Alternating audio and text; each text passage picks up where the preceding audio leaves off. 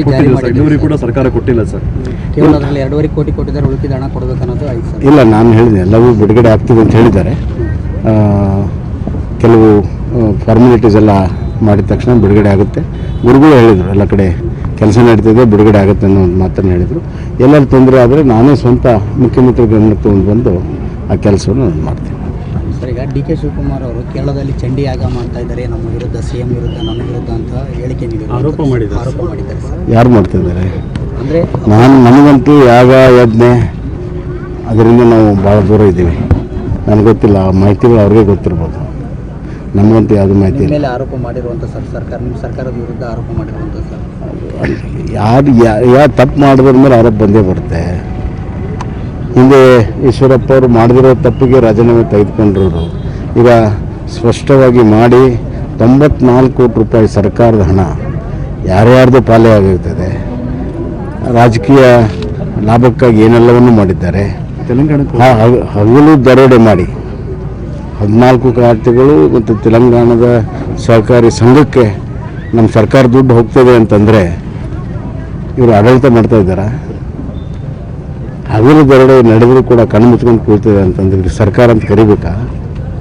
ಇದ್ರ ಬಗ್ಗೆ ನಾವು ಆಪಾದನೆ ಮಾಡಿದರೆ ರಾಜಕೀಯ ಆಪಾದನೆ ಮಾಡ್ತಾರೆ, ಯಾರು ಏನು ಮಾಡ್ತಾರೆ ಮಾಡ್ಕೊಳ್ಳಿ ಅಂದ್ರೆ ಅರ್ಥ ಏನು? ಜನ ಇದನ್ನು ಅವ್ರಿಗೆ ಅಧಿಕಾರ ಕೊಡೋ ನಿರೀಕ್ಷೆ ಮಾಡಿರಲಿಲ್ಲ. ಅದೇ ಅಧಿಕಾರಿಗಳು ಆತ್ಮಹತ್ಯೆ ಮಾಡಿಕೊಂಡು ಮಂತ್ರಿಗಳ ಹೆಸರು ಬರೆದಿಟ್ಟರು ಕೂಡ ನೈತಿಕತೆ ಇಲ್ಲದೆ ಮುಂದುವರಿಯುವಂಥ ಪ್ರಯತ್ನಗಳನ್ನು ಮಾಡ್ತಾರೆ. ಖಂಡಿತವಾಗೂ ರಾಜೀನಾಮೆ ತಗೋಬೇಕು. ಇದರಲ್ಲಿ 2 ವಿಚಾರ ಇದೆ. ಅವರು ಮೌಖಿಕ ಆದೇಶ ಮಾಡಿದ್ದಾರೆ ಅಂತ ಉಲ್ಲೇಖ ಮಾಡಿದ್ದಾರೆ, ಸ್ಪಷ್ಟವಾಗಿ ಉಲ್ಲೇಖ ಮಾಡಿದ್ದಾರೆ. ಆ ಥರ ಡೆತ್ ನೋಟ್ ಏನು ಇರಲಿಲ್ಲ ಈಶ್ವರಪ್ಪರ ಸಂದರ್ಭದಲ್ಲಿ.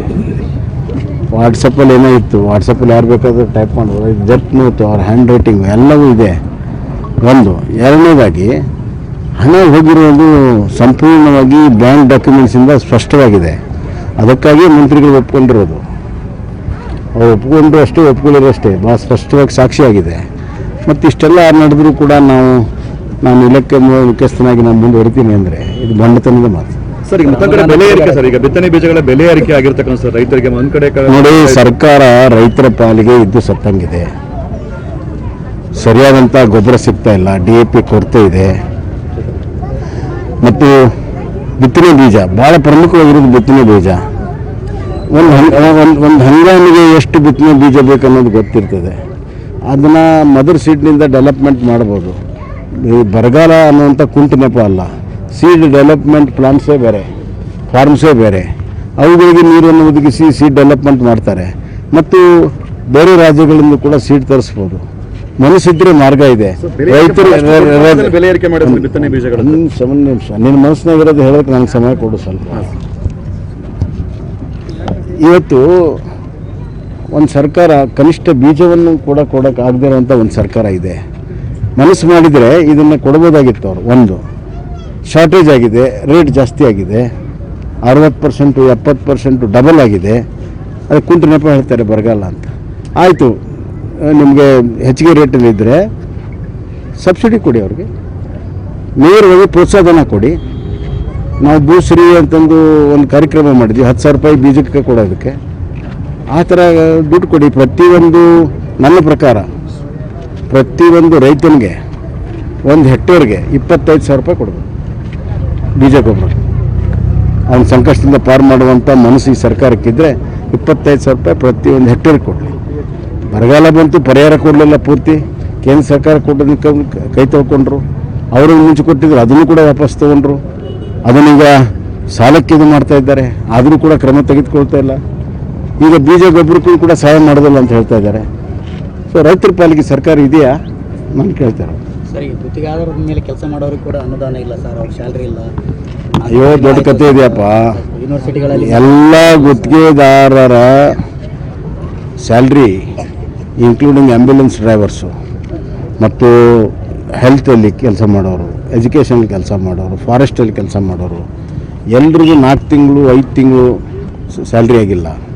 ರೈತರ ಹಾಲಿನ ಪ್ರೋತ್ಸಾಹನ ಸೆಪ್ಟೆಂಬರ್ನಿಂದ ಕೊಟ್ಟಿಲ್ಲ, ಇವತ್ತವರೆಗೂ ಕೊಟ್ಟಿಲ್ಲ. ಕಾಂಟ್ರಾಕ್ಟರ್ ಬಿಲ್ ಕೊಡ್ತಾ ಇಲ್ಲ. ಅಭಿವೃದ್ಧಿ ಶೂನ್ಯ. ಈ ಸರ್ಕಾರ ಇವತ್ತು ಖಜಾನೆ ದಿವಾಳಿ ಮಾಡಿದೆ.